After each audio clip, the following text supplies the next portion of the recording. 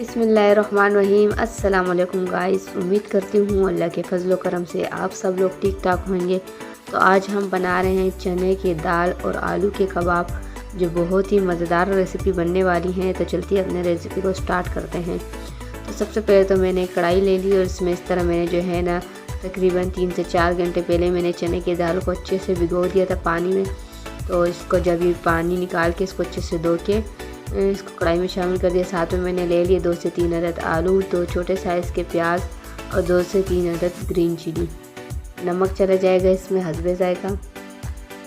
इनको इन सब चीज़ों को ऐड कर देना। मसालों में चला जाएगा कबाब का मसाला 2 चम्मच।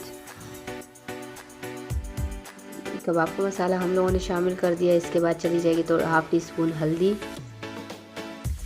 थोड़ी सी दड़ा मिर्च जो सुर्ख मिर्च होती है, साथ में चला जाएगा 1 चम्मच भर के धनिया पाउडर। ये थोड़ा सा मैंने लिया इसमें चाट मसाला, इससे बहुत ही ज़बरदस्त और चटपटे फ्लेवर आ जाएगा इसमें। तो साथ में हम ऐड कर लेंगे पानी, ताकि जो है दाल हमारी इसमें बहुत ही अच्छे से पक जाए, दाल और आलू। तो इसमें जो है अभी हम चम्मच चला देंगे और इसको जो है ना अच्छे से मिक्स करना है, ताकि इसमें नमक मसाले वगैरह जो है ना अच्छे से मिक्स हो जाए।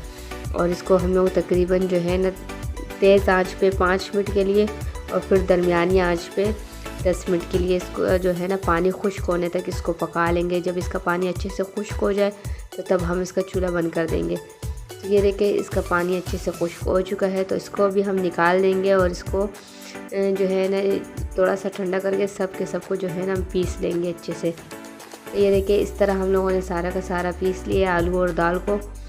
तो इसके जो है ना इतना ज़बरदस्त लुक आया दिख रहा है आप लोगों को। बहुत ही मज़ेदार रेसिपी हमारी बनने वाली है। तो चलते हैं आगे रेसिपी की तरफ। तो अभी मैंने ले लिया 1 अदद अंडा और इसको जो है ना हम अच्छे से जो है ना एक बोल में डाल के मिक्स कर लेंगे। बहुत ही अच्छे से हम लोगों ने इसको फेंट लेना है। फिर इसको तोड़ के शामिल कर दिया। अब एक कांटे वाले चम्मच की मदद से जो है हम लोग इसको बहुत ही अच्छे से मिक्स कर लेंगे। इसको इतना अच्छा फेंट लेना है कि इसके ऊपर जो है ना जाग आने लग जाए।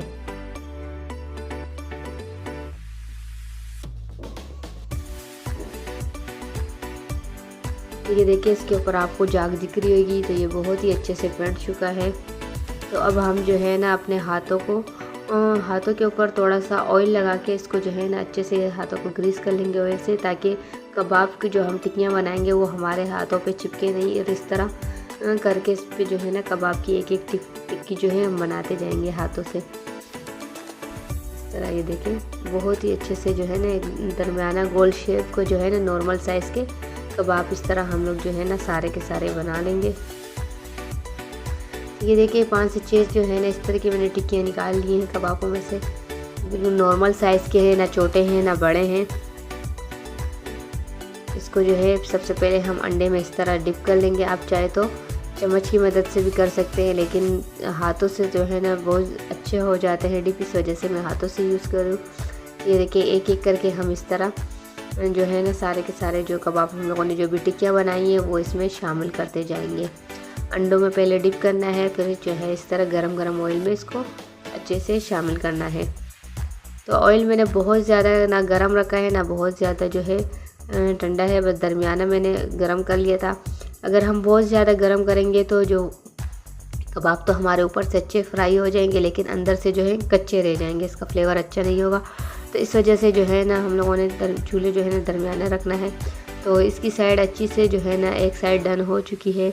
तो अब हम इसके जो है ना इस तरह एक एक करके जो है इसकी साइड चेंज करते जाएंगे और बाकी के जो सारे कबाब हैं उनके भी इसी तरह साइडों को चेंज कर लेंगे।